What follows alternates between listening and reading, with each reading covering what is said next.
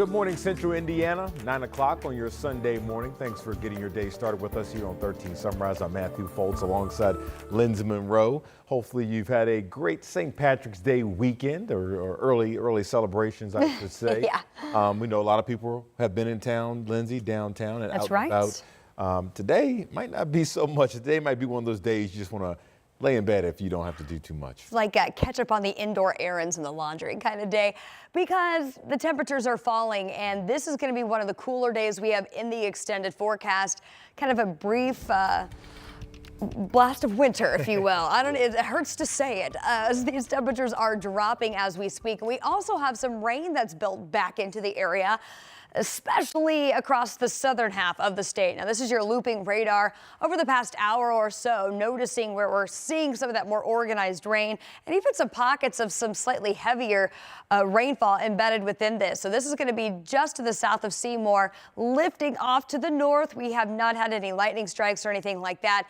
And this is not going to be something that turns into a thunderstorm event with severe weather. These are just going to be some good old-fashioned rain showers. And then as some cooler air takes back over for today, that rain potentially mixing with some snow showers. It's a possibility here. We've already started to see that take place just back to our west as rain has turned into snow at this point. That's the precip type over in central Illinois. Now, most of the rain that's in Indiana right now is lifted in from the south. So now we're going to be focusing on basically what's going to be round two to move in later today. That also is going to bring in that reinforcing shot of cooler temperatures as our wind direction will shift from the west-northwest.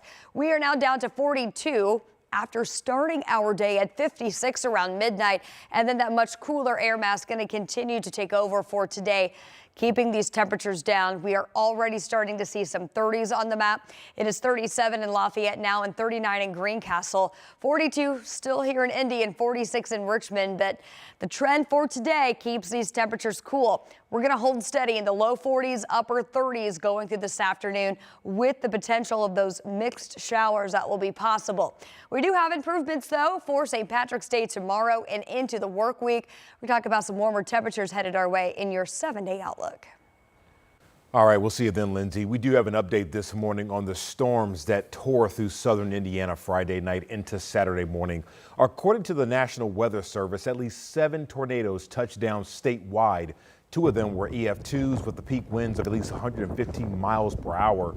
There were also 4 EF1 tornadoes and 1 EF0. Right now, Duke Energy says they still have about 2,200 homes without power this morning. Most of those are in the Nashville, Columbus, and Bedford areas.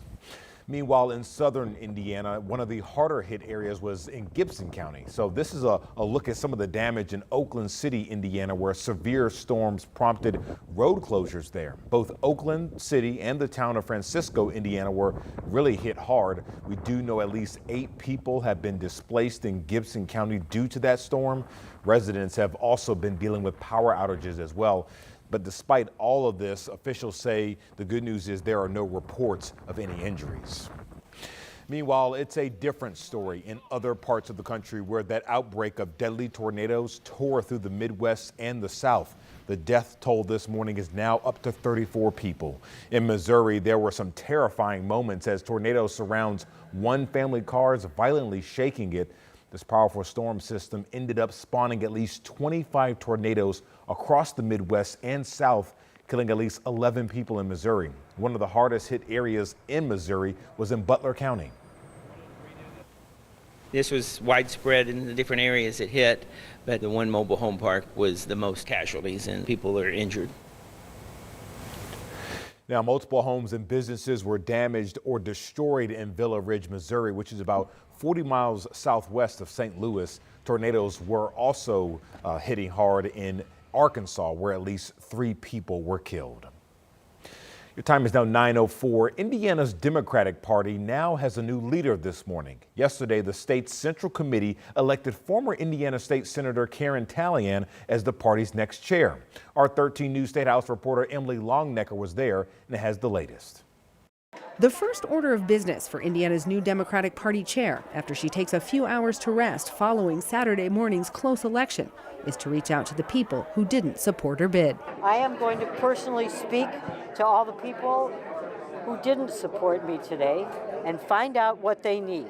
During her time at the Indiana State House, former state Senator Karen Talion came to be known for her strong ties to labor.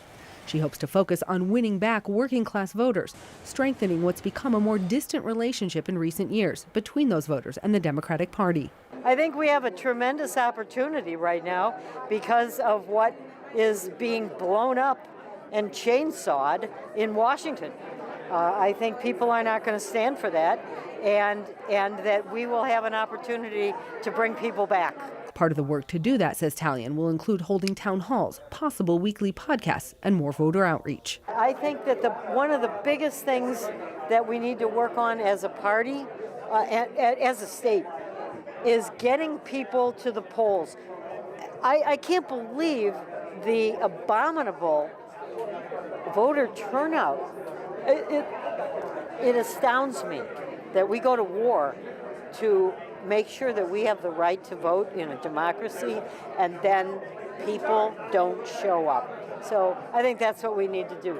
Talion acknowledges there's a lot of work ahead in a predominantly red state where a Democrat hasn't been elected to a statewide office since 2012. In Indianapolis, Emily Longnecker, 13 News. And the Indiana Republican Party announced its leadership team on Friday. David Taylor is the party's new vice chair. Whitney Peterson will serve as secretary. She's currently the legislative liaison for the Indiana Prosecuting Attorneys Council. And Matt Hills is the new treasurer. He has served as a Washington Township Precinct Committeeman since 2022 and ran for City County Council back in 2023. This week at the State House, lawmakers debated topics ranging from property taxes to rape kit testing. So you can watch our in-depth coverage of this year's legislative session on Crossroads Politics. It airs this morning at 10 a.m. right here at the 13 Sunrise, and you can also watch it on demand anytime on the WTHR Plus app.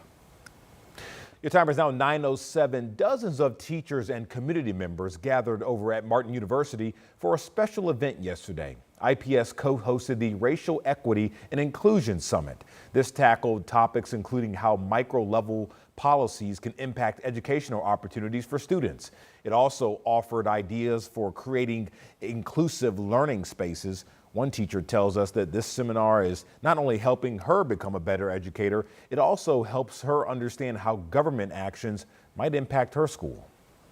The way that Senator Humley broke things down for us and explained to us how tax dollars get moved and where they get moved to and where they go, that was extremely informative, as there's a lot of talk about Senate Bill 518, a lot of talk about how that's going to affect IPS and the other school systems within the state. Several parents and students also stopped by to listen to this year's speakers. Today is the last day of the Indy ComicCon at the Convention Center downtown, and as you might imagine, local comic book stores are seeing a big boost in business. Our Marina Silva visited one and shows us the history behind it all. From Batman to Spider-Man to the Hulk, those are just some of the comics you will find at Hero House Comics in Fountain Square. Comic books are kind of just a tradition. Mark Rittenhouse is the owner. He opened up shop 16 years ago. Because I was unemployed. Turning passion into a job. I love comic books, and it's kind of been a passion of mine throughout my life. On weekends like this one with Indy Comic Con in town, his business goes up. We get a ton of spillover.